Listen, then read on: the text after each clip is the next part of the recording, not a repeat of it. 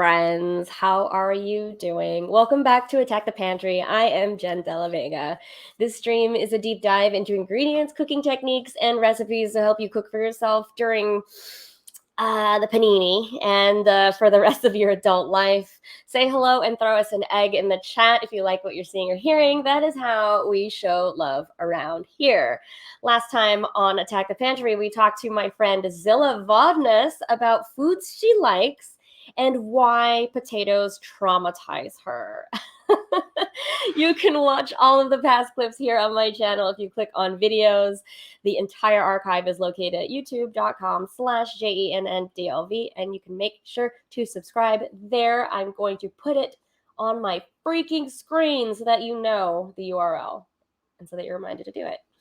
Hello. Oh my gosh. David's here. Metal Plates is here. Making paninis during a panini. Thank you for that. I love that.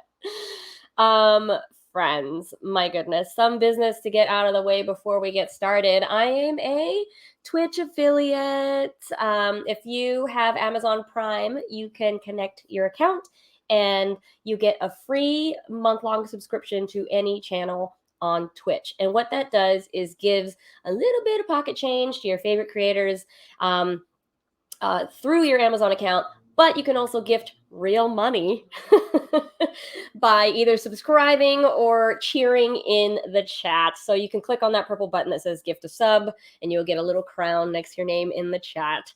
Lots of really great links below the video to support the stream. But one way to really help us out right now is to tell people that you are watching, because it's, better with more folks, more the merrier, all that. Plus it's really fun in our chat, right? I think so. I might be biased, but I think it's really fun in our chat. Anyway, it is time for me to tell you that I have a guest, and it's very exciting. Please welcome my friend, Wythe. Hey, how's it going? Hi, welcome to Attack the Pantry. Thanks for having me. It's nice to be attacking the pantry. Yes. We're attacking the pantry in a different way today, which we will get into later. But please tell the folks who you are and what you do. Well, one thing I do is I have a cat who wants to make noise whenever I'm doing anything vaguely important. We welcome cat interruption. Yeah, that may happen. I'm a writer. I'm a social scientist and nerd, but my focus work-wise has been agriculture and the built environment, New York City, where I've lived for a while. Oh, and excuse me, here's the cat. Like it. Who is this? He really wants to be on screen. So yeah, I currently work for NYU Stern, the business school, and I work at the Center for Sustainable Business, essentially researching public-private new ideas for urban agriculture and equitable food distribution. So how the city can align with the UN's Sustainable Development Goals, which are really great, and probably we should do a lot more to push our elected officials and other stakeholders to align with. And I think their interest is like, what do businesses do better, which I'm interested in, and also a little bit critical of as a scholar. I mean, that's kind of my beat, is like green capitalism and claims, especially by younger entrepreneurs in tech, about food and how they're going to save food, or there's going to be a revolution or whatever. So those are the things I'm really interested in, and I've spent the last several years, kind of reading about and listening for. It's really amazing that we've sort of existed not knowing each other for a bunch of years, and then this is how we met. We met through games. Yeah, not food, weirdly. Not food, but I remember. So this is how we know each other. Mike, who is the game master of my podcast, Fun City, proposed that we try a different game when we went to remote recording, and I was reading the early draft of the rule book for Stillfleet, and I noticed there's a lot of food in here, or just kind of awareness of food systems and appetite and digestion, and I was like, who is this person that wrote this book? And then Mike was like, oh yeah, Wythe knows a lot about food. And I was like, he studies it. And I was like, what? And so we had this wonderful chat that I recorded for the Fun City Patreon, where we spoke about the food in the game and just kind of the inspiration behind it. But I also just wanted to have you on this show so we could talk more about your actual work. Yeah, which, thanks. which is so cool. No, and I love, and I definitely really like games as well. But I think, that it is fun to think about, specifically like speculate about the future of food. And I can see how, in some ways, I think some of my interlocutors in the tech world get caught up in like fun imaginary things that could happen or should happen for, okay, food uses fewer inputs, everything's recycled in a circular way. And that kind of speculation can be fun and leads to good science fiction. It can also lead to kind of like business fictions or just like kind of hype and marketing. So I think that's, for me, how it's all related. But for sure, it is a little bit different. Like making a game that's kind of silly and fun to play with friends versus trying to say something about what could or should happen, in 2021 regarding any specific aspect of food or ag. And it's such a giant, enormous world sector. It's like hard. It's like, I don't know it's like I know such a tiny bit of that. And maybe everyone feels that way who like works in food, but seriously, yes. Yeah. Like cuisine, like I really love eating good food, but I'm not an expert on like fine dining, like I'm an okay cook. It's not like a thing where I'm like, oh, that's what I do every day.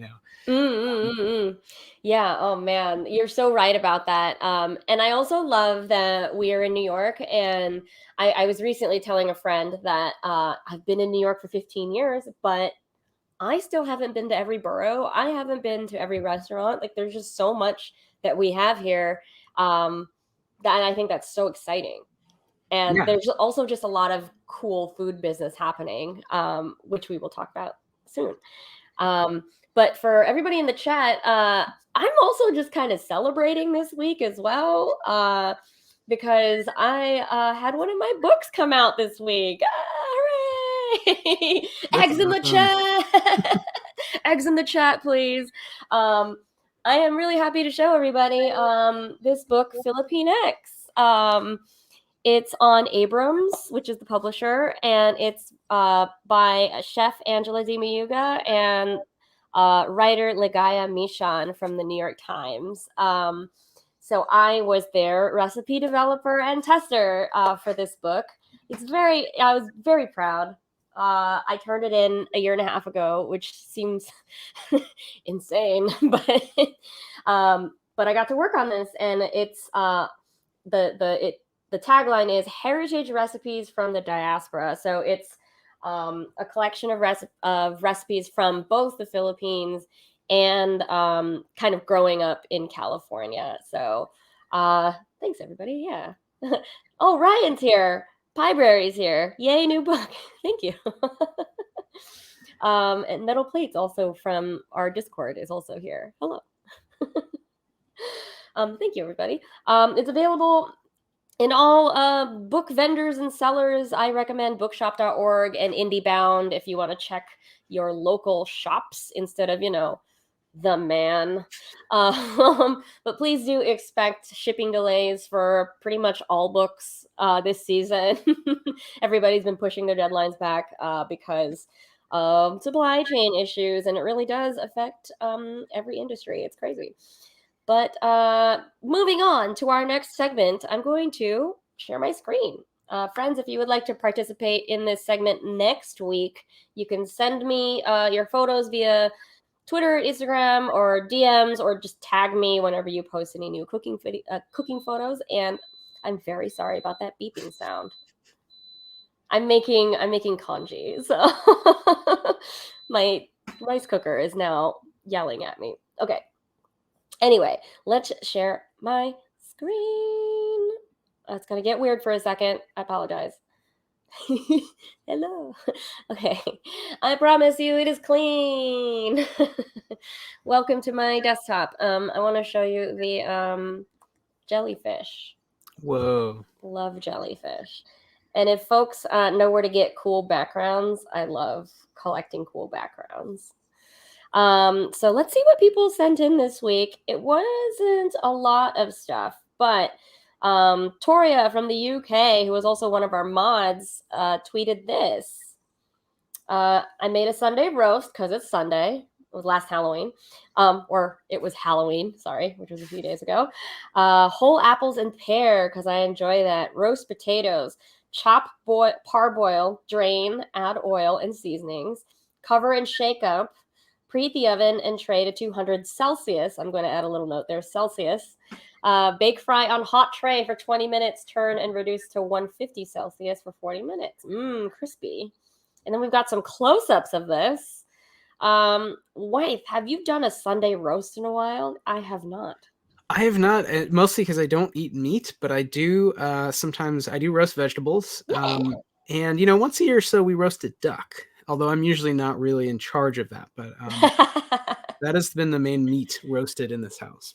Yeah. Oh man, duck. Duck is very good for you. Our mutual friend Taylor eats a lot of duck fat versus pork. Oh yeah, very good. This is the finished bowl from Toria. Thank you for sending it in. It looks so hearty. It's kind of like an early Thanksgiving. I love that. I can eat potatoes all the time. The potatoes look perfect. Yeah. Oh yeah, this was inspired because our last guest, Zilla, was traumatized by potatoes and carrots growing up. Traumatized. Traumatized because one night her mother made a roast, and she put the carrots and the potatoes around the roast, not really understanding that they cook at different rates. And so Zilla thought she could just eat the meat and then give the plate back and be like, here you go. And her mother actually saved the vegetables the next day and said, you were going to eat these. So she's traumatized by that.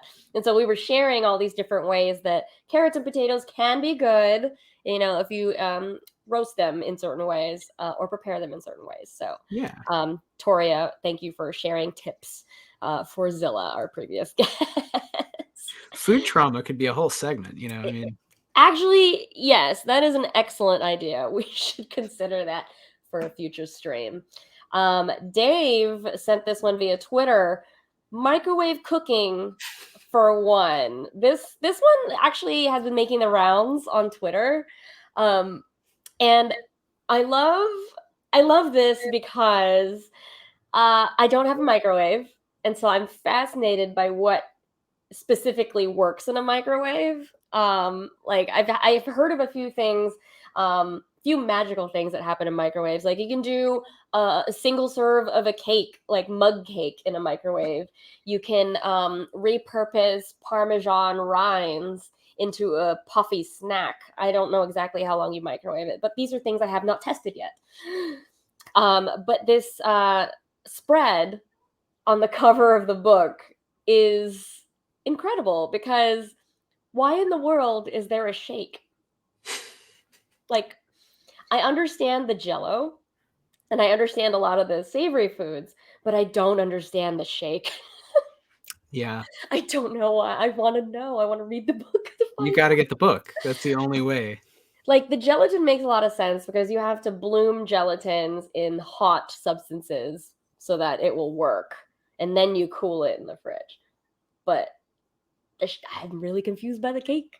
My and thought is the, and just the like shake. you don't do this with other things. Like, I mean, or do you? Like, did someone ever do like griddle cooking for one, or like just a colander cooking for one? I mean, Oh my where's the god. limit of kind of artificial constraint, which I Oh, love I in like love it. literature, but I in the love it. kitchen, I don't know. It's hilarious. I love a challenge. But do we need it? I don't know. Also, I bet you they cheated and like did not make all of that in the microwave. Marie T. Smith, you're lying to us, I think. We've gotta try to get to the bottom of this. That's an article to be written. Actually, Metal Place has a good point. I feel like in a few decades, people will be laughing at Instant Pot cooking the same way. I kind of agree with you. Parentheses, I love my Instant Pot. Just imagine some weird stuff will resurface in the future. I think you're right. I know people who have written Instant Pot only cookbooks. Yeah. Or there's a cookbook that's called Will It Waffle. Have you heard of this one? It was based on a Tumblr, like a really popular Tumblr, Will It Waffle, and it was just this person sticking things in his waffle iron Yeah. and What was Will It asking, Waffle? Is "Will it?" that an echo of Will It Blend, which is the same thing with a blender? Oh, possibly. That was, I think, a big meme back in the day at some point. I don't But remember that. I love it. I mean, this is basically Will It Microwave, right? So I Yeah, guess it is. It's like each little thing you can make a niche product. that's true. The That's content so true. opportunity. Thank you so much, Dave, for sending this one to me. Uh, and then I think, oh, this is kind of relevant to today. This is from my friend Zephyr, who came over for dinner a couple weeks ago. And I'll share the website in the chat when I stop sharing the screen. But Zephyr does a time lapse of growing tomatoes in a tent in his office. So this is really cool. He has some wonderful like heirloom tomatoes. I forget the names of these. I think they're like dwarf something. But this is the second round of growing tomatoes in their apartment. They gave me one, and it was very large and juicy, and I couldn't believe that they figured out the right conditions in a Brooklyn apartment to like make that happen. Yeah. Do they have like LEDs to get enough Yeah. light? Yeah. Yeah, and it's in a tent, and they were telling me that they also their allergies reacted when the tomato plants really started growing. They were like, "Oh man," sneezing like all over the house whenever they opened the tent. Oh, that's too bad. But they don't have any trouble with the fruit. It's just the pollen or whatever. No, it's just the pollen. Yeah. Fascinating stuff. But thank you, Zephyr, for showing me your time lapse. And when I share Zephyr's website, there's also the full time lapse of the whole growing process, which is so cool to watch. Yeah, so his website takes a screenshot every 10 minutes. So you can really keep track of these tomatoes. For me this week, I have a bunch of updates. I'm going to clean this up a little bit more. Or not. Actually, I don't need to. I just kind of pulled up some photos of my past Halloween costumes. I was hipster Ariel one year. I want to be where the people are so I can judge them. That's Did you really do good. anything for Halloween, Wade?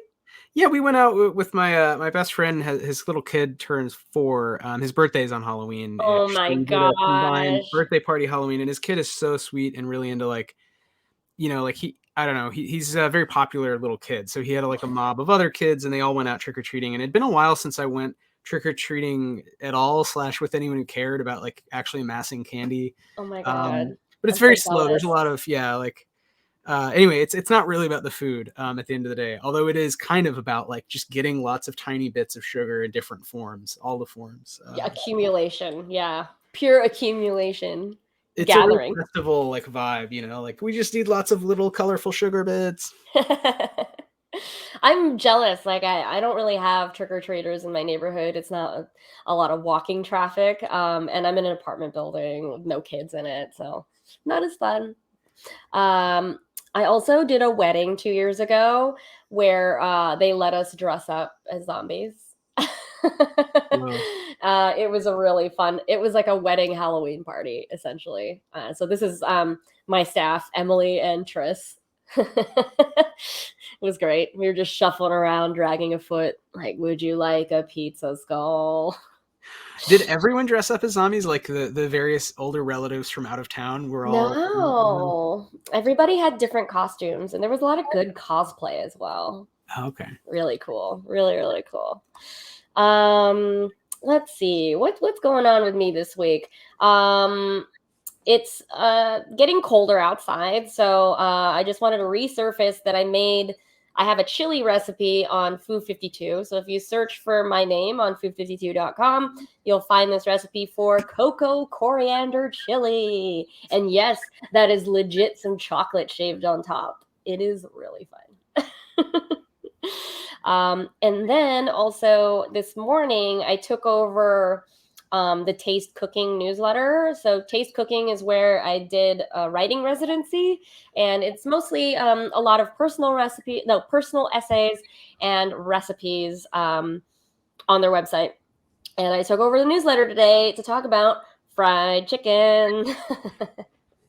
The whole thing is about, reach beyond the bucket for international fried chicken recipes. And so you get to see that if you subscribe there, or check out Taste Cooking and look for my name. I have an author page there, which is really fun.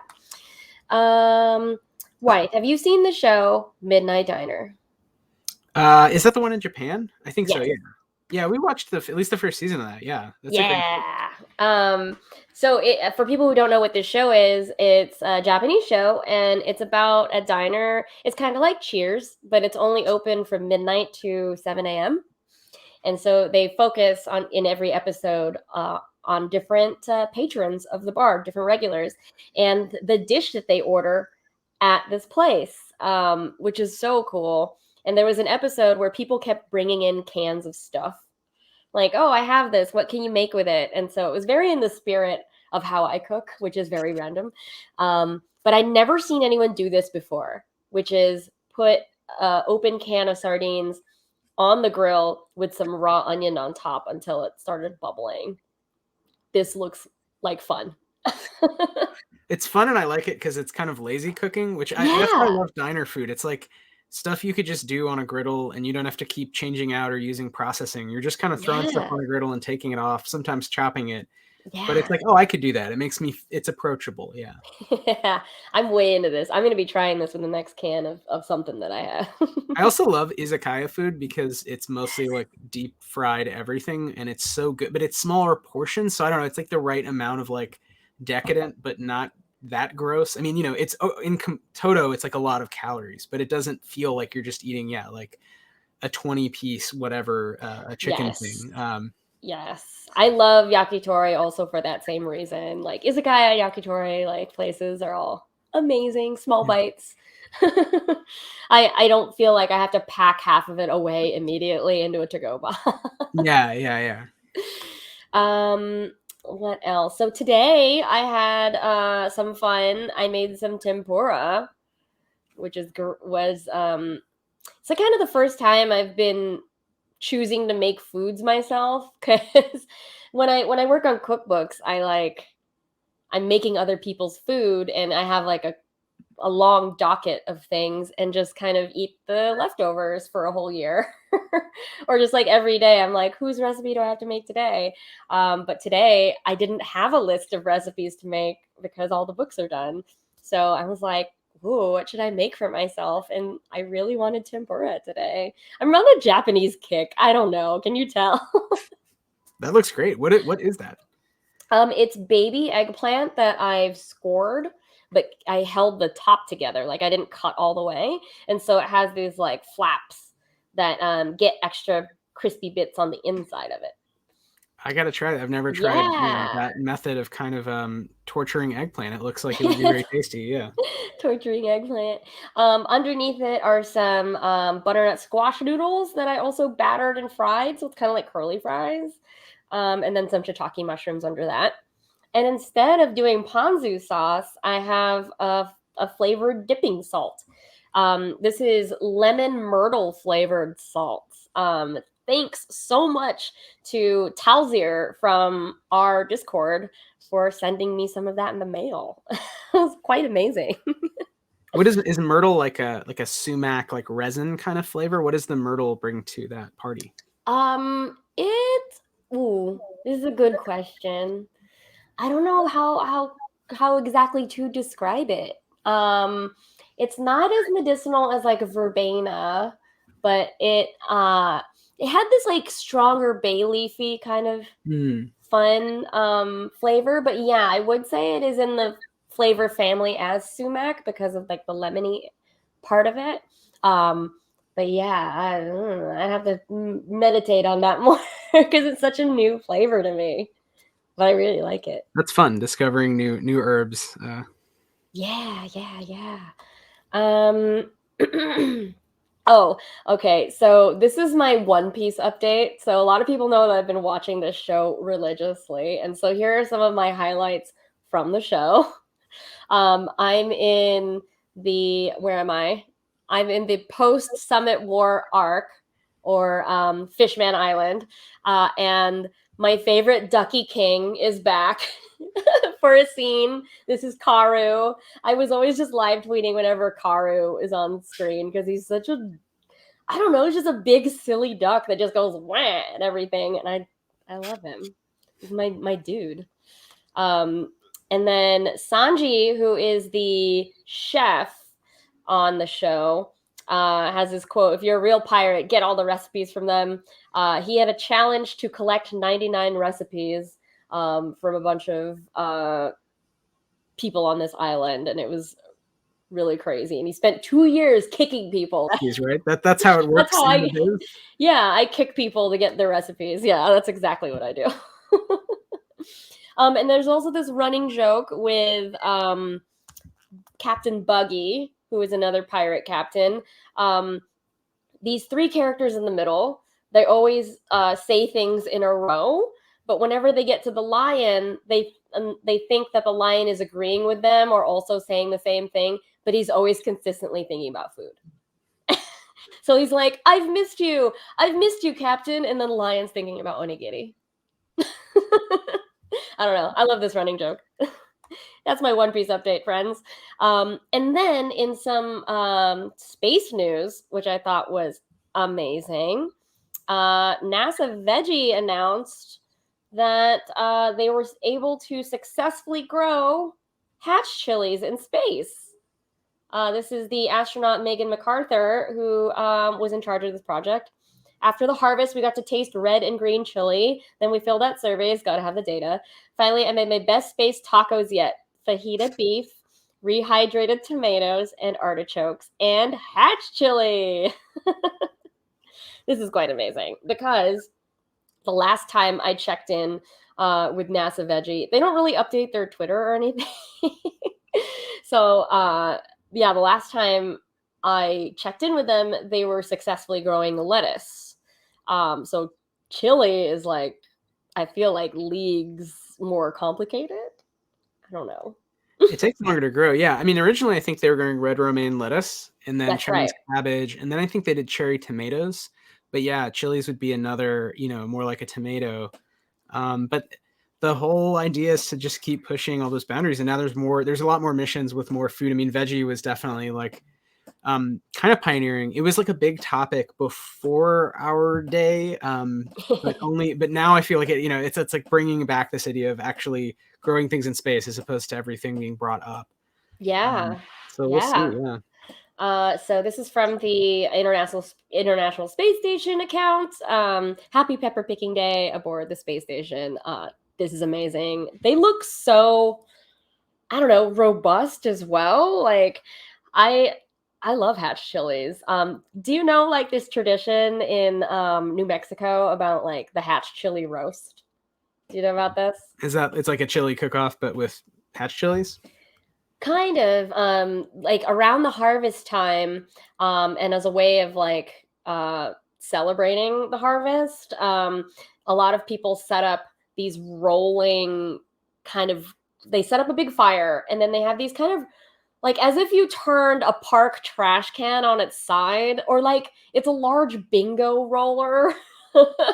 But they fill it with chilies and they roast them by rotating this thing over fire. It's quite a sight. It's amazing. And then people go enjoy the hatch chilies on everything, like from enchiladas to tacos to anything you put chilies on.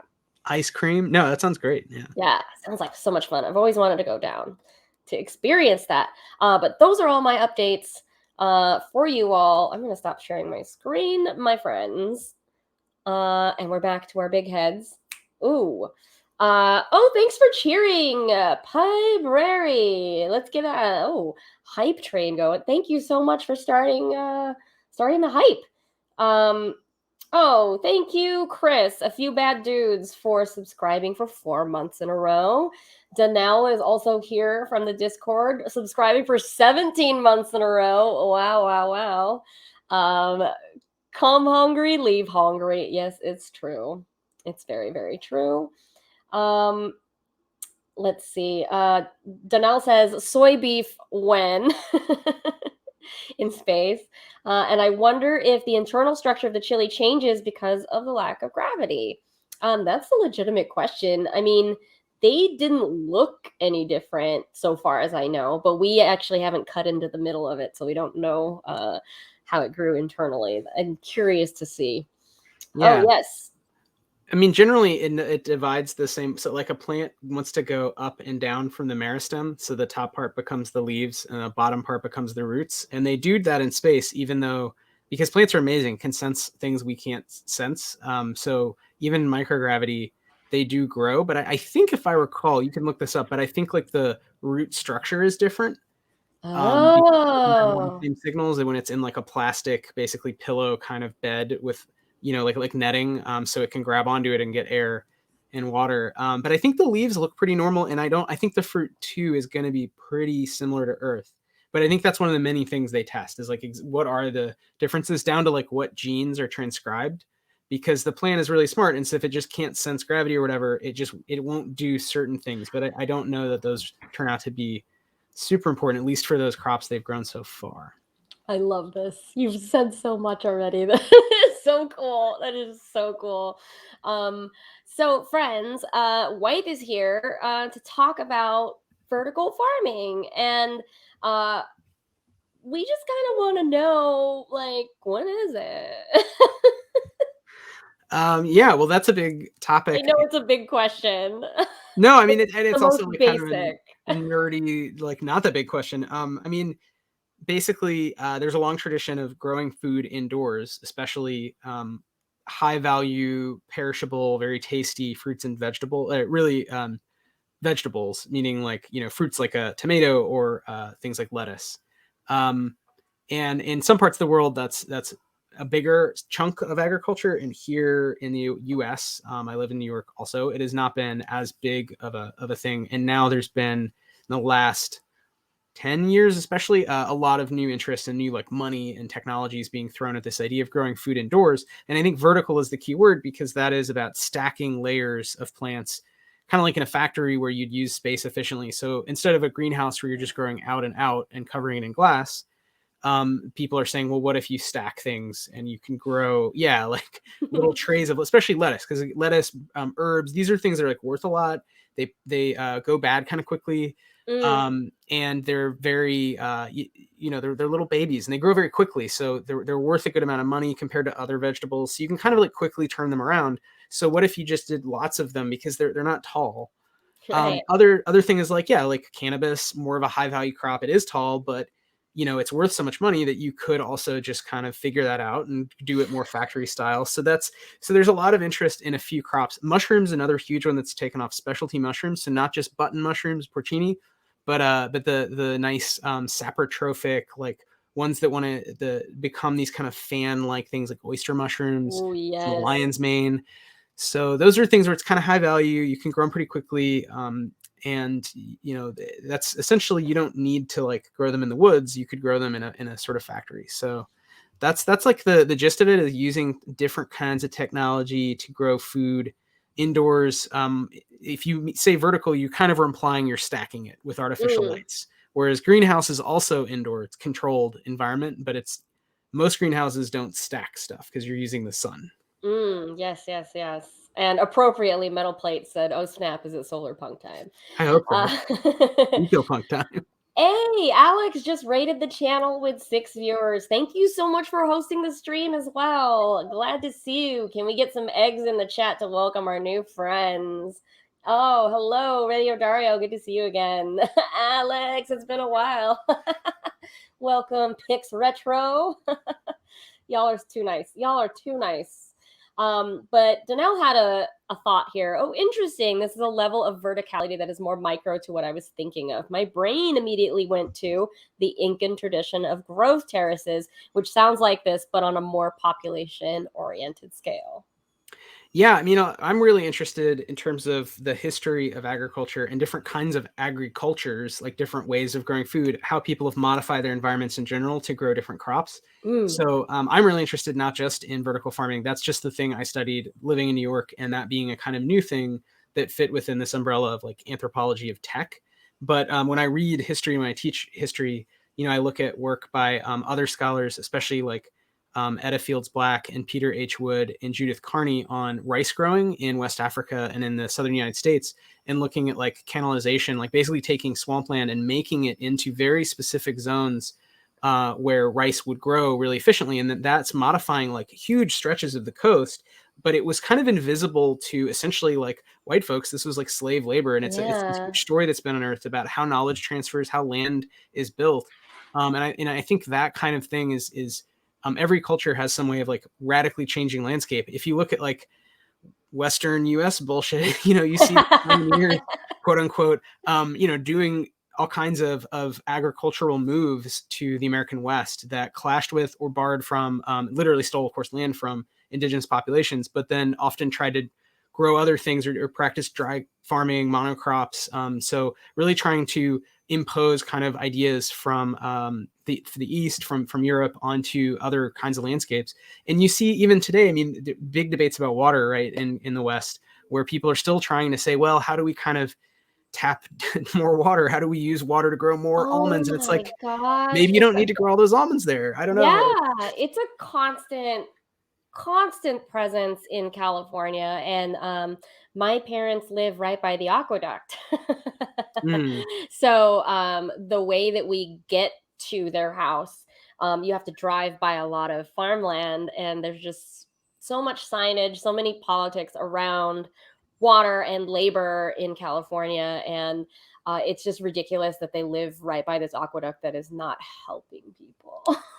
yeah. So modifying the environment is like this huge that's really interesting to me. And I'm curious about all kinds of aspects. And there's lots of other modifications going on when we look at like engineering landscapes to move water around, like hydrology, when we look Mhm. at just the choices we make about crops and whether to grow lots of one thing. Like in the middle of the US, you have a lot of Yeah. still like fields that are mostly soy, mostly corn.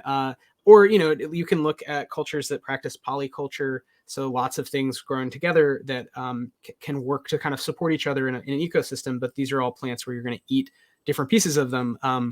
And that's a kind of different vision of how to sort of modify how humans control a landscape.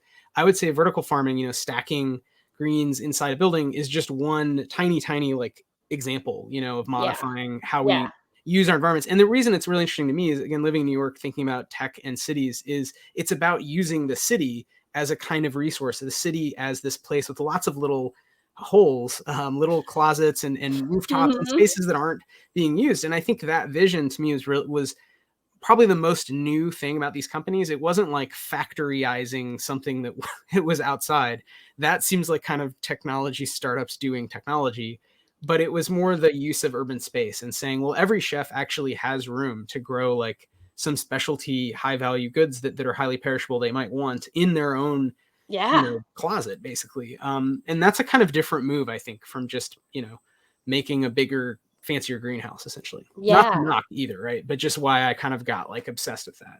Yeah, no, I love that. And it's so interesting that you said that about urban spaces, because unrelatedly, but I think it speaks to the uniqueness of New York. There are arts organizations that try to repurpose unused spaces as well, like uh Chashama, which Ashama, is a yeah. yeah, nonprofit in near Times Square, and they use a lot of abandoned storefronts, or just like buildings that have just been unoccupied for months, and they're like, let's put this to good use. Like, let's give this to an arts group, a nonprofit, or something, while this building figures out their shit. Yeah. And it's a kind uh, of challenge, I think, similar to Chashama saying, well, this storefront doesn't have to make money as a retail space because that's what it's zoned for a, mm, publicly owned, publicly traded or privately owned company, because it provides a social good because it sells us doodads or whatever, which is fine. And we have plenty of that in New York. But maybe this space, like in the heart of New York City, can provide like a different kind of social, cultural experience. So I think that's That's not a new idea. It's just you're seeing with agriculture, from especially community gardening on. So this again Yes. isn't new at all. This is like a New York late 60s, but like really 70s idea of resistance through growing food and showing off your community as actually beautiful. And so if there were empty lots, it's not a place where gangs are going to sell drugs or something. It's a place where people garden and they share resources and they help each other eat better.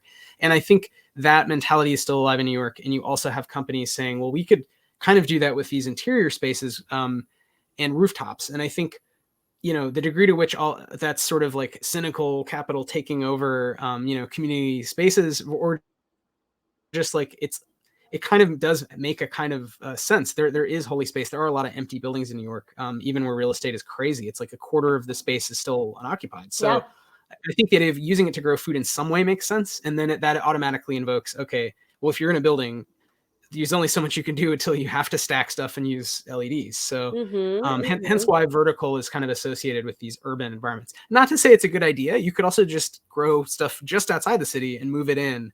And there's a lot of critics who would say, that makes a lot more economic sense, better for the land, use that urban space for something else. But it does appeal to me, the idea of like greening, public spaces in any way, really. Yeah, agreed. Toria, glad you're here. We showed off your Sunday roast earlier. And Toria also said it super annoys me when I hear vertical farming and it's blatant pics of hydroponics, which is not exactly the thing that we're talking about. But you're right, there is a little bit of a misunderstanding sometimes with that. And then Danelle has a follow-up earlier to the fun fact. There are a couple mountains that the Incans made andenes, reed terraces, on that they did so specifically because they either had different microclimates at the bottom than at the top, or that they could control the microclimates effectively throughout the year. Interesting. I'm gonna have to Google this. Yeah, that's what I definitely want to read, like a book about. But yeah, I mean that's what it's all about, right? All these technologies about control. That's not a new idea, but of course it's very different when you're talking about a civilization 1,000 years ago, or up to several hundred years ago, practicing over generations, terracing of mountains. That is one form of ecological engineering for ag. Whereas, yeah, when you're talking about tech startups experimenting with trays of microgreens and whatever, and in space, right? Yeah. What can you grow in space, and what's efficient? What makes sense to try to grow versus what do you want to bring with you? It's a different question than profit, but it's similar. These are looking at smaller scale, yeah, like tinier systems, and yeah, it's all happening. There's a lot of big outdoor transformations, also super important. But my focus has been these companies looking at indoor spaces. Yeah. I know they're going vertical, but like, yeah, you mentioned mushrooms earlier, and I've actually tried that out myself, which was more of a misting thing than watering, or I didn't really need lights.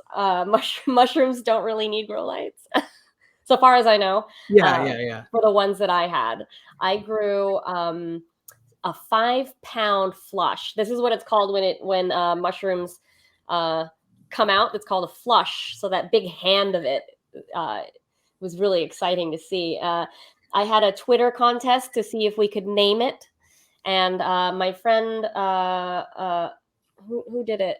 Who was it? I believe it was Omar who called it Guy Fungieri. That's so good. Love a So pun. fun, so fun. But the way that I was growing it, I was spritzing it twice a day, once in the morning, one at night, and it kind of was exponential growth. It didn't seem like anything was happening at first, and then it was like, hello. I don't know. Have you had experience growing any mushrooms at home? Just the tiniest amount. I've done, I tried to grow like magic mushrooms back in the day, but I don't think I sterilized it right. This was like in college. And then I've grown the Back to the Roots kits, which is a company that sells these like cardboard boxes, and you basically add some water in it's already sporulated. So it's basically, when it gets water, it's going to, the organism is going to colonize the sawdust and turn it into mycelium. It's like roots. And then you're right, it wants to reproduce. So it's going to flush and create a bunch of mushrooms, which are essentially how it would, release spores and create more of itself in like the woods. But yeah, I mean, it's interesting. It's like a plant. It has that life cycle, even though it's not photosynthesizing, but it does sort of vegetative and then like fruiting stuff. And yeah, when they flush like multiple times per block, so you get like less each time. But it's interesting, and I know different species behave differently, and there's a lot of like nuance. Like there's a lot of experience based learning to just having different mushrooms and growing them. But Mm-hmm. it's on the to-do list, like trying to learn more. I'm on a bunch of like listservs about stuff like this, and there's people who ask these really specific questions that make me feel like, oh, I just need to like get some land upstate and a bunch of logs and grow shiitake. Like that sounds Yeah. good. That sounds like fun. That sounds like so much fun. But yeah, so my block was a lot like the one you just talked about. Mine was from Smallhold, which originally did not have direct to consumer products because their original model was exactly what you said earlier. Like grow units that chefs could have in the restaurant so that they could harvest the mushrooms for service, which is really interesting. And so the way it looks, there's a restaurant in Brooklyn called Maison Yaki that has a current installation of smallhold growing units. It's above the bar, so it's got this like really pink lit thing of mushrooms growing, and someone gets on a stepladder and cuts mushrooms down for when they need to cook things, which is so cool. But because of the pandemic, they decided to start selling the blocks themselves so that people could do it at home, and that became like I think a big part of their business eventually, which is crazy because that wasn't the intention. But I loved the experience. It was really Yeah. fun. It's Yeah. I know Smallhold well, and they're a really great company, and I think they have a really interesting model, which is like similar to those other vertical farm models, but because it's mushrooms, in some ways it's less complicated. I mean, you're getting like a bag of essentially sawdust, and then Mm-hmm. it kind of does its thing. And so they're definitely monitoring. They're definitely experts on these crops. But I think the big thing they identified was this. They found this curve that was about to go up where people would get really into specialty mushrooms in the U.S. And so they could kind of be this ambassador to bring it to you. And I think from talking to the founders that this was an accident where originally they were going to do it kind of behind the kitchen or in the kitchen. And then early on, their client said, no, we want you to like build this into the wall of the bar, above the bar. We want it to be the centerpiece because we think it looks cool. And that wasn't like their original idea. But then as they realized, like, okay, people are kind of into mushrooms They now, and want to they're see it. Yeah. colorful lights, yeah. And so it's a really great company, and they've done really really well. I mean, they've basically gone from like 2 people in Brooklyn to like now they're, I think, expanding to Multiple LA. staff in the Navy Yard. Yeah. Yeah, and they have this big headquarters in the Navy Yard. So, and they do a lot of this high tech monitoring that other companies do as well, where they have real time, sensors monitoring all kinds of aspects of these cabinets, these mini vertical farms for mushrooms. But yeah, I mean, I think a lot of it is also this marketing appeal of like getting people to think about mushrooms, these specialty mushrooms, as like more normal products they should buy more often, which I Mm, think they're really tasty. yeah. And that kind of makes sense. Again, it's like, That oh, helps. that's logical. Like it's a protein that you're just kind of missing for some reason in the US often, like good Yeah. mushrooms. So you briefly mentioned monitoring. So we talked about like stacking the actual things that we are growing, but like how important is the monitoring to this whole process? It's pretty important because these are like high value, delicate crops that the whole point is you have more control over them, and you've sunk a lot of money in an urban environment. If you're like renting space in New York City, if you're building out like a high tech farm, you have to kind of like use the space really efficiently. So you can't have a bunch of crops just die. Mm, So a part of the idea of controlled environment ag in general is that you're able to kind of monitor things, control the environment more carefully. And for a long time, that's been done with sensors and really basic things like keeping it the right temperature. So plants can't get too cold or too hot, and humidity and CO2 levels. So you can pump in mm, actually CO2. Plants like CO2. That's one way in which these ideas, big greenhouse, a vertical farm could be circular, in that it could take, carbon dioxide from some other source and use it to help make plants. Although there's kind of limits to that, but you could imagine trying to figure out like where do you have too much heat and you want to heat up a greenhouse in the winter. That's what a lot of people are looking at in colder parts of the world. Um, The monitoring is really important because you can intervene. Like if the pumps break down Yeah. and the plants aren't getting water, you could go in and like save them. You just fix the pump or whatever. You don't want all the plants to dry out and die. So I know I've had friends who are farmers who like, they have basically apps on their phones, and sometimes they'll have to run in Oh my to gosh. the farm because it's like, okay, a pump just broke, and that's normal. Like machines break, but you can save thousands of dollars of little lettuces. And also, you can tell over time analytically in the long run, like how well you're doing, because you could look at all this data. So a lot of companies now are looking at the big data side of, well, if we capture lots Mm. of data about lettuce, we'll know exactly like the best way to maximize the flavor, and we'll kind of know what people want and how to turn, we can do a lot of sort of testing over time by having more data. So it's the dream. This is not unique to ag or this aspect of ag, but like, oh, we'll just get X amount of data and that'll finally be enough to kind of uncover all these hidden insights.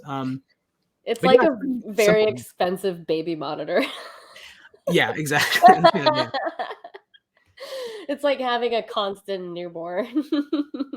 Yeah, there's lots of little new. I mean, yeah, and they're very cute, I guess, but they're also, they don't talk a lot. I don't know. You eat them. But yeah, I mean, it's something that you want to monitor. There is a new generation beyond what I was just talking about, where you would be looking at like hyperspectral, like lots of ways of seeing beyond the visual spectrum that we enjoy, what's going on with Wow. the plant, and you can tell lots from that. And then in the future, maybe you could even have sensors that are looking at all kinds of other data that right now wouldn't be feasible money wise. Like you could look at like genetic information, like what genes are being transcribed, or you could look at all kinds of stuff and basically um, make all kinds of changes. But that gets into this question of like, gene editing and like, well, couldn't you just like 3D print the lettuce or something? I mean, that's kind of like further out. I think where we're at now is this phase of like, yeah, greenhouses have existed forever with like thermometer, not forever, but it's, in large industrial scales for a long time. Like this is like let's say World War II, right? Right. So moving to vertical farms, you're seeing it becoming finer scale, and the sensors are better, but they're sort of similar, right? They're monitoring air, and now they're adding optical effects. So they're looking at the plant size, and one day that could lead to all kinds of things. But I think right now a lot of it is, to your point, it's like a baby. You It's like don't a let baby her die. monitor. Yeah. Yeah. Yeah. Um, do you have any idea how many vertical farms there are in New York? I kind of do. I'm working on a project at work with many partners, but one of our big projects is to map all of urban agriculture in New York City. So there are a lot. There's a lot of gardens. Most are community gardens, and not all grow food, although many do grow food. But there's, let's say, 1,500 to 2,000 gardens, and this is not counting like someone's backyard. This is like a space where more than one person is maintaining in some way. We Um, have this many. yeah, and so many are small, right? And these aren't commercial farms per se, but a lot of them do. The larger ones not only give away food, and people eat, of course, food they grow, but might sell food to help fund some specific events. So Mm. there's like a long tradition, and there's lots of great work studying community gardens and trying to help them basically fight the city back when Giuliani wanted to get rid of them all and develop those spaces as like buildings. But yeah, so luckily many did survive. Some did not, but many did survive that era. And now the city has more or less come to embrace this idea of like, oh, people grow stuff, that's cute. The commercial farms are newer, and that was like what I sort of wrote a book about. And there are about 24. There's not that many. It's not like, oh, there's hundreds, but a couple a decade ago there really weren't many at all. So Aero Farms has been around a while in some form just across the Ah, river, but it yes. really sort of took off. It like became really big more recently. And most of these other farms are new. They're new as of around, like Smallhold was, I think, got started around 2017. So I think most of them start Got it. around that year. So just before the pandemic in a way. Amazing. Amazing. Like, what other kinds of things are these farms growing? I mean, yeah, so like lettuces, we got mushrooms from smallhold. Like, I don't know, what other kinds of things are there? There's a lot of crops. Let me look. I have this like list of crops somewhere that I made for some students. I mean, I think cannabis, if you're talking about just indoor farming in general, is a huge one, and especially in this country.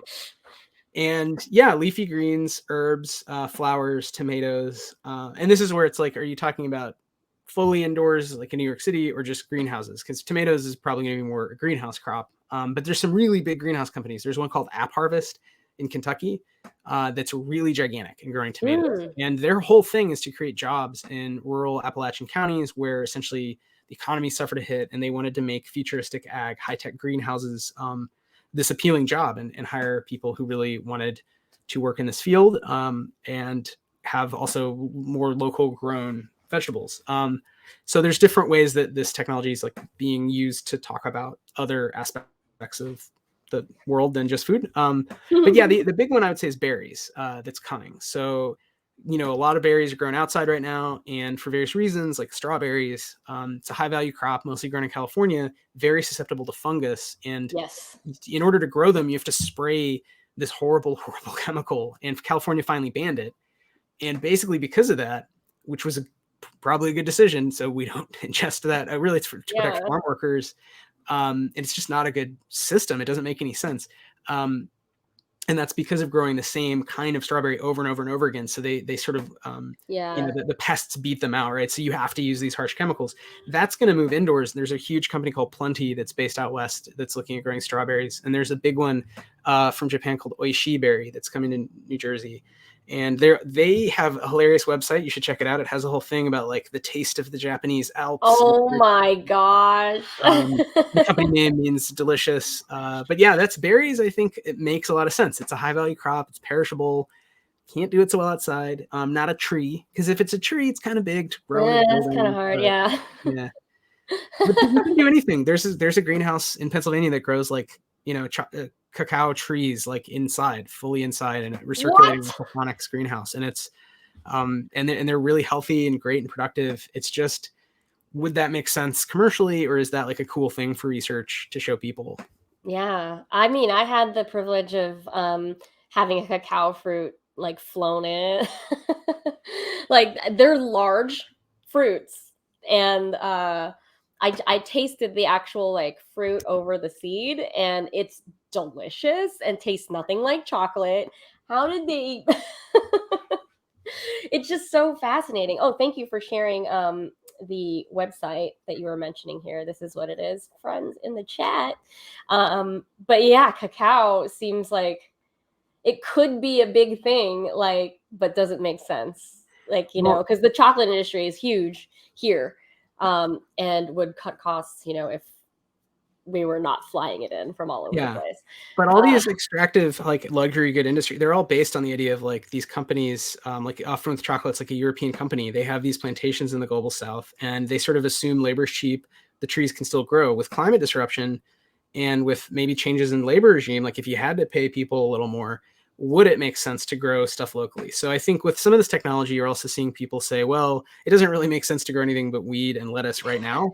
But give it, in 20 years, unfortunately, the climate outside is going to be pretty screwed up. And so more and more crops are going to be threatened. And it's not necessarily like you couldn't grow it. It's just like, well, if when you grow it, you're really rolling the dice, and there's like a 50-50 chance you won't get any crop, or like labor is really tight. Like there's all these other reasons why, maybe if people more live in cities, you would grow it near the city or in the city. So I'm not saying that's like true, but it does make sense on a long enough timeline. That yeah, with climate, that's one reason I'm interested in this technology. It's like, oh man, probably some version of this is going to be really important for us to have more options when like I'm old. Yeah. Because unfortunately, yeah, there's so much wrong with the with outdoor ag.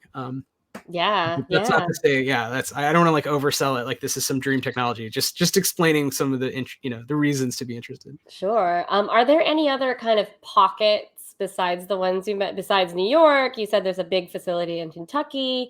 You said Los Angeles. Like, where else are people trying this out? Oh yeah.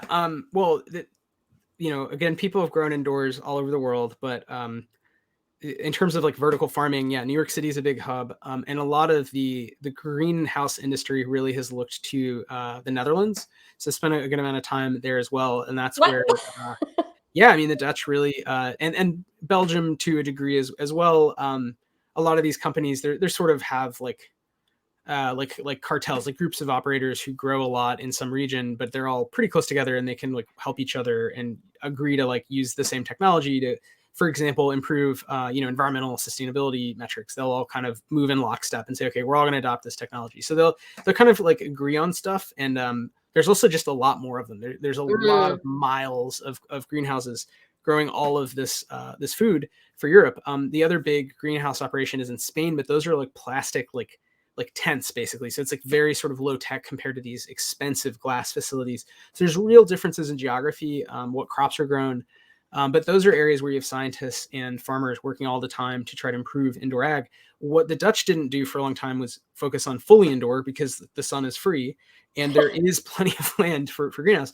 But I think now you're seeing that in the US, there's so much money and interest in this, finding the use cases, the types of businesses where it does make sense to grow fully indoors.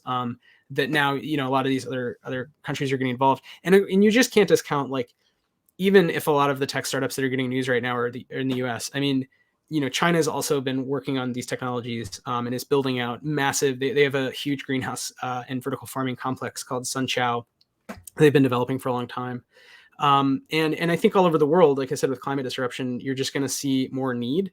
Where you'll see it first probably is like island nations. That's one of the theories in the industry is if you live in an island, you just can't go out more for traditional like terrestrial crops. You might look at the sea, but it would be easier to go up.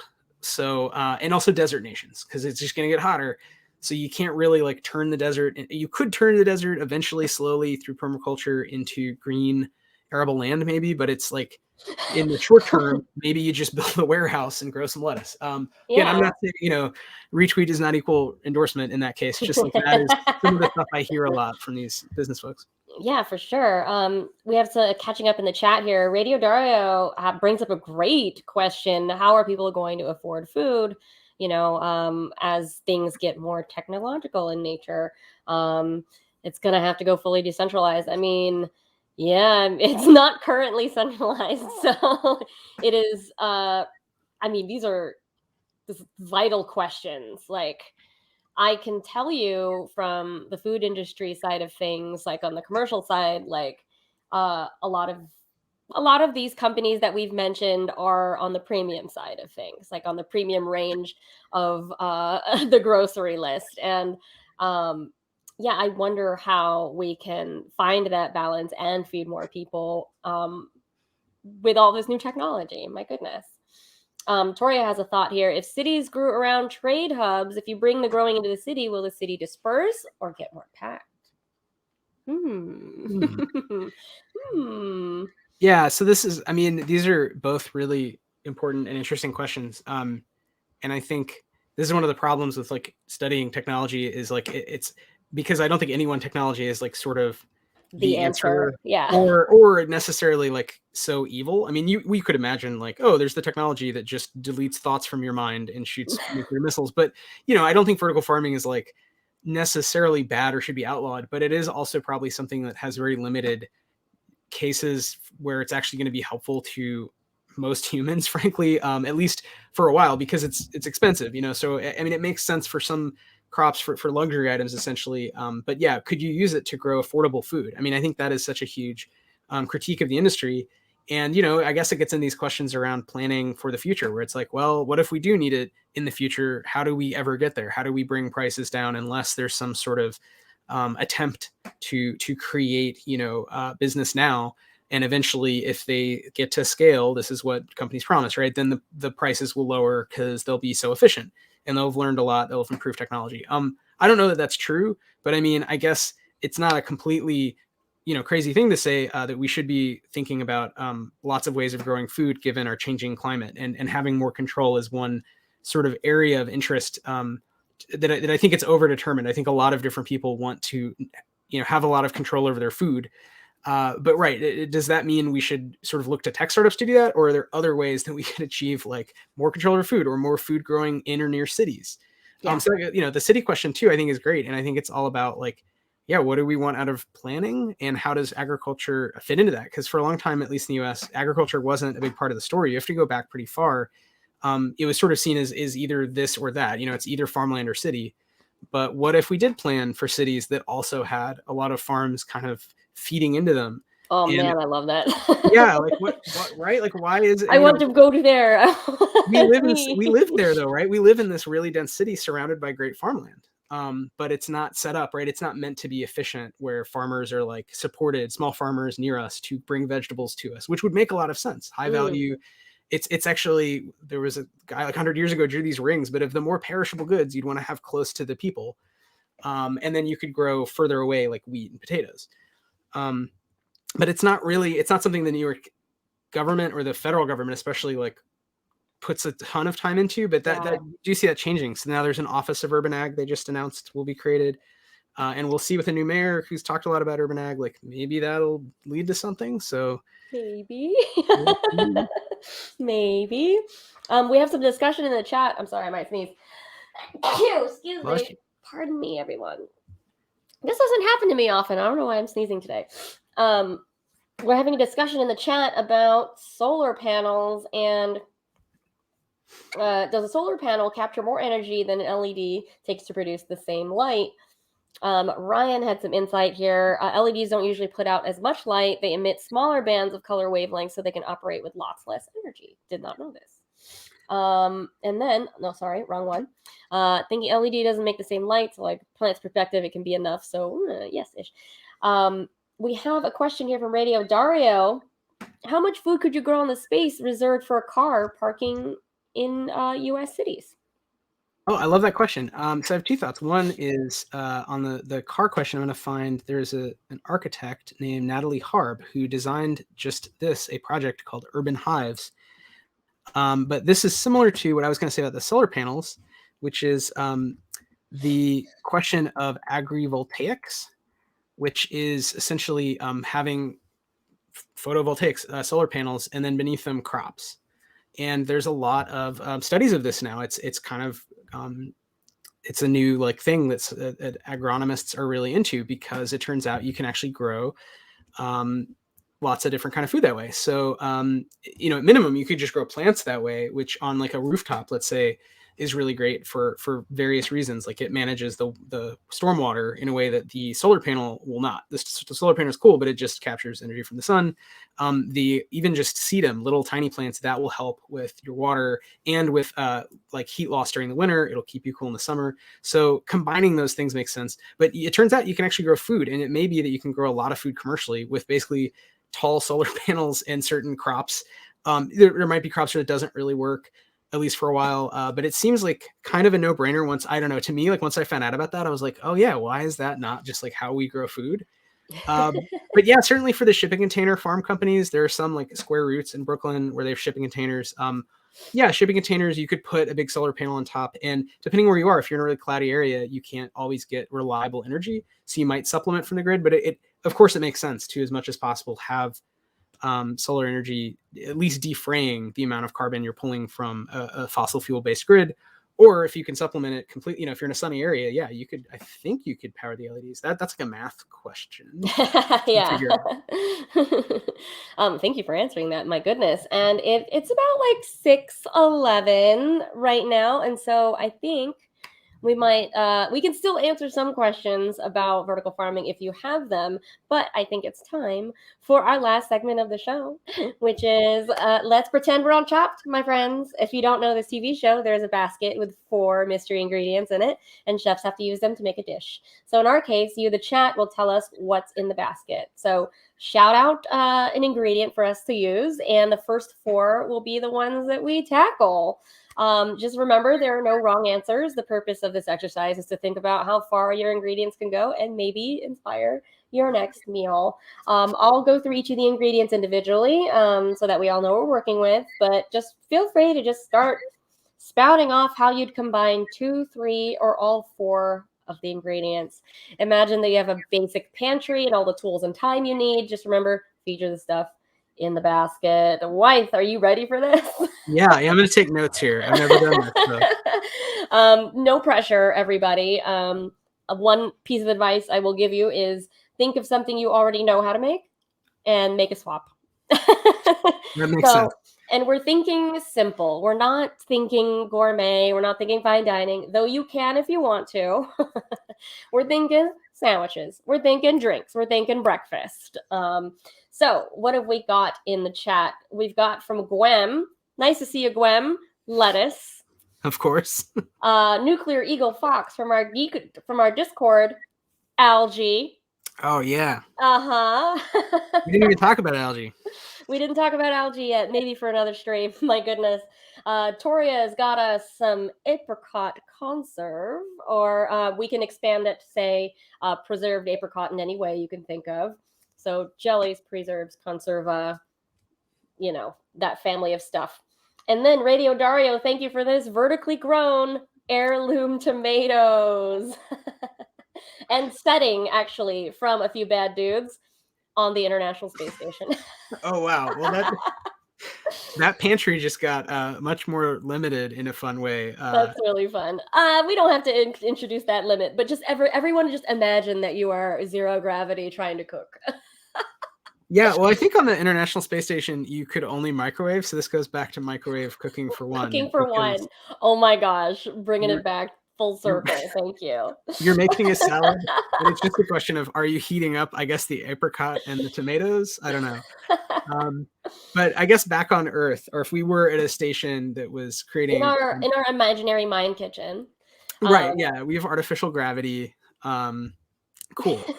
All right, so let me reiterate again the ingredients. Thank you, everybody, for contributing. Sorry to those of you who were too late, not fast enough.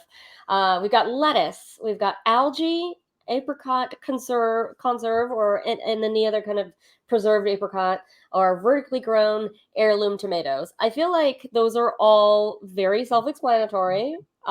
Maybe, Wythe, if you could explain a little bit about algae. We haven't even spoken about it, but sure. That's another vertically farmed, you could say, ingredient, or it's grown in a bioreactor in a big tank like you would brew beer. But edible microalgae includes, usually we're talking about spirulina. Yes. And you could also do, I guess, chlorella, but there's lots of algae. These are single-celled plants. They float. They make ponds bright green. They're really beautiful, like dark forest green, and you can buy them from a company in Brooklyn called We Are the New Farmers. They're the only sellers of fresh algae, spirulina. I didn't know that. And yeah, they grow it in the city. So my friend Jonas started that company, and it's interesting. Jonas and Omar at NYU were teaching, vertical farming and growing algae underneath the stairs at the engineering school. It's no way. Cool. Yeah, they have this farm, urban food lab there. But yeah, anyway, so cool. it has no taste, but it has almost all the nutrients you need. I think it has it's like 99% of what you need to live. But right, not a lot of calories and like no taste. It's really weird. It turns anything like dank green. But if it's fresh, it has no smell. When it dries out, it gets kind of a fishy smell. Not great. Interesting. Friends, I'm going to give you a little bit of time to think about this. Again, we're working with lettuce, algae, apricot preserved in some way, and vertically grown heirloom tomatoes. I'm going to play a message from my friend Gwen, who also streams, who is celebrating an album release. But I'd please like you to meet my friend Gwen, if I can get to the video quick enough. Here we go. We'll be right back in a second. Hi, I'm Gwen, and this is Attack the Pantry with your host, Jenn Vega, aka Randwiches. If you're interested in electronic music production, chiptune, techno, that sort of thing, then by all means check out my channel, which is Gwem, GW3M. Until then, on with the show. Thanks, Gwem. So sweet.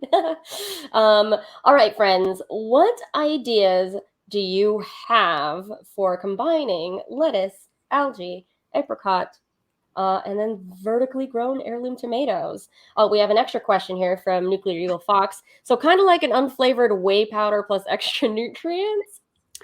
Kinda. Yeah. I mean, yeah. It's like a foam when it's fresh, but it becomes powdered when it gets dry. Yeah, so a lot of the recipes that I had seen come through my inbox are a lot of smoothies. A lot of smoothies. You can definitely put it in cocktails. Didn't feel it. Turns it this dark green. Oh my gosh. There is also an article from 2017 from Bon Appetit. I spent an entire week trying to make spirulina taste good. I don't know if you need to make it taste good, but It apparently is very blue. Is that what it is? It's very blue. It's cyan. It's like blue-green. I see it. I'm kind of colorblind, but it looks to me like very deep green. But I guess it's like a bluish. You can make blue dye from it. So organic blue dyes and like clothing is made from algae. Cool. Really cool. Otherwise, it comes from oil. Let's see. I am going to share that article that I mentioned there. I believe that was Carla Lolly Music that wrote that. Okay. Nuclear Eagle Fox is already thinking smoothie. All right. What else are we putting in that smoothie, my friends? Toria says, I kind of want to put it in a sandwich. The apricot plus mayo, tomato slices. Yes, tomato is legal in sandwiches. Lettuce. Can I put spirulina in bread and make a delicious green bread? I believe you can. Yeah, I think it'll believe dye you the can. bread green. Yeah. That's really cool, though. You could even do open face toast this way. I believe like all of that would make sense. Yeah. Yeah. But would the tomato, there's a question here, would the tomato conflict with the sweetness of the apricot? No. Tomatoes can be sweet themselves sometimes. Depends what kind of tomato it is. And we can bring out more of the internal sugars of tomato by roasting it. Yeah.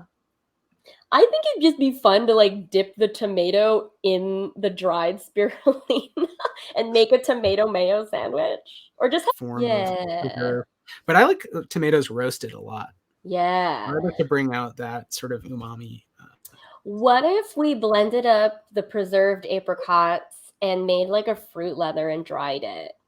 Oh, what if we did a spirulina swirl in there and made it like a weird like fruit roll up That sounds great. to go with the sandwich as a side, you know, like it's like a little kid lunch. What if I don't know how to do this, but could you like make all of it into like little preserved slices? Like this seems like very space station-y. Oh yeah. You would, like a tomato leather, a fruit leather, I don't know if lettuce leather. That's probably not good. No. Fresh lettuce. Fresh lettuce. We don't have to use the lettuce. You know, we could have tomato leather and apricot leather. Actually, that sounds really good together. Yeah, It sounds pretty good. Algae goes with anything because it has no. If we're talking fresh algae, it just has a color and no taste, which is great. Ryan, now we're talking future food. Finally. Yeah, Gwem is saying lettuce and tomatoes would be some sort of salad, of course. I think that sounds delicious, tomato salad. And we could do a spirulina vinaigrette. Ryan is saying algae pesto. That sounds cool. Whoa. Be very bright. And then Nuclear Eagle Fox says spirulina pasta and tomato plus a lettuce sauce, leaving out the apricot. Yeah. I believe there are some lettuce dressings out there that you can make that are ice cold. Yeah, these are all great. Yeah, shout out to the menu aboard Stillfleet. Yeah. Yeah. On spin, yeah. Yeah, we try to make it a little weirder, but the base of algae, it just makes, if you had to feed everyone, you had to get them nutrients and they kind of were humanoid, then algae is a good way to go. Yeah. Oh man, you could really go a lot of places putting spirulina in the pasta dough if you make the pasta yourself. Like we could do long sheets of lasagna with the tomato. That sounds great. What were the other ingredients? Okay, so if you're just joining us in the chat, we're trying to think of dishes that use lettuce, edible algae, any kind of preserved apricots, and vertically grown heirloom tomatoes. Yeah, like what are the things we could do with? There's just so many great things that you could do with these. Yeah. Okay, here Toria says blend the apricot, tomato, and algae as a marinade for lamb, and serve with lettuce. That's an excellent idea. Yeah, apricot and tomato. That sounds like a hearty balance to lamb, right? Ooh, you know what I'm thinking? My goodness, one of my favorite cocktails that I've ever had was at Angel Share in Manhattan, and they did this tomato water martini situation. And so the way they did that was they blended up the tomatoes, strained out the seeds, and then put it in a centrifuge, which takes out all the red solids. And so what's left is like a water that is tomato flavor. So we could do that with the apricot, and then do like an algae sugar rim, and it'll like bleed this blue-green into the drink. That is a very futuristic looking cocktail, y'all. Yeah. Which is very highly achievable today, I think. But I don't have a centrifuge. Yeah, But with the centrifuge, could you do lettuce water? Because then I you think could. concentrated lettuce as an ingredient would be a wild thing to try to make the perfect cocktail with. Like, but maybe something with like absinthe, like another bold flavor. Ooh, I love that. I would supplement this with celery juice also. I love celery juice. I bought a juicer during the pandemic and was juicing like all the time. And I was really experimenting with cocktails, having like really cold, ice cold gin and celery juice. Really good. So similarly, we can do that with these ingredients. Got another idea here. Lettuce wrap filled with chicken, Spiro mayo. You should trademark that, Spiro mayo. Diced tomato, apricot, and walnuts, maybe. Nice texture.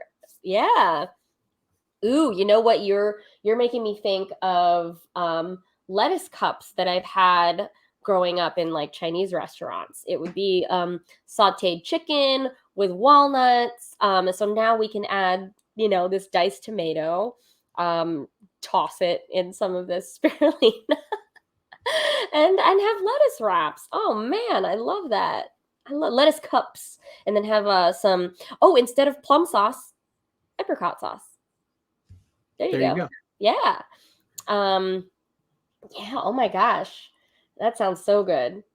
Spiro vinaigrette also is a good phrase to say out loud. Spiro vinaigrette. Oh my goodness.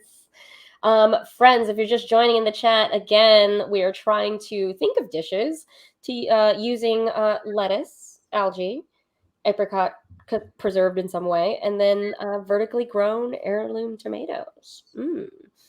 And as far as I know, the tomatoes that I've had were not really any different from the ones I was getting from the store, which is amazing. Yeah. Well, I mean, a lot of tomatoes today are grown in greenhouses, so it's a question again of the level of control. Like, if you're growing it in some hyper fancy way, the taste isn't going to be that different. The taste for a plant is going to be determined more by genetics. Although these companies love to talk about lighting recipes, and if you hit it with just the right spectrum of blue or far red light at the right time in its development, it'll create more bold secondary metabolites, the color, the things that you taste when you eat a plant, especially like a fresh like herb. But yeah, ultimately it's going to taste, if it's done well, like really well farmed food from not in indoor space. Toria, I didn't catch this earlier, but apparently Wythe and I have been jinxing this whole show. What? We said there you go at the same time, and we said the answer together at the same time earlier. I don't know. I didn't catch it. I'll have to watch the replay later on. That's amazing. Don't forget, friends, in the chat, my website has a bunch of free recipes that you can get. If you go to www.randwich.es, I got the Spain extension, thank you, /browse, and you can check out all the free recipes there. I also have recipes for subscription on Patreon, which is located below the video here that you are watching. Last call for ideas. How would you combine lettuce, algae, vertically grown tomatoes, and some kind of preserved apricot? I think that we've had some really, really amazing ideas. And now going to rush to a trademark office to get Spiro Mayo, register the URL and everything. That's so good. I love that. Or does anyone have any last minute quick questions for us before we go? Ooh, veggie grilled cheese with apricot jam sounds so good. Just makes me think pizza. Like, do a pizza, put all these things on there, use baby lettuce leaves. Oh, this is a good question. I'm thinking, what lettuce holds up well when cooked? A lot of them don't.